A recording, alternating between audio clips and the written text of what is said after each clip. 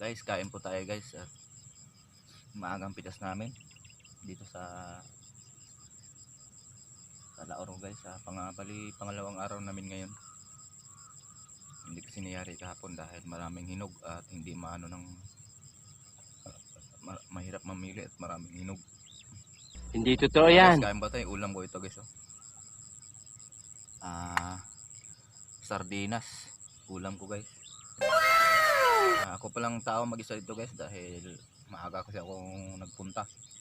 At mga kasama ko mamaya-maya pa yun.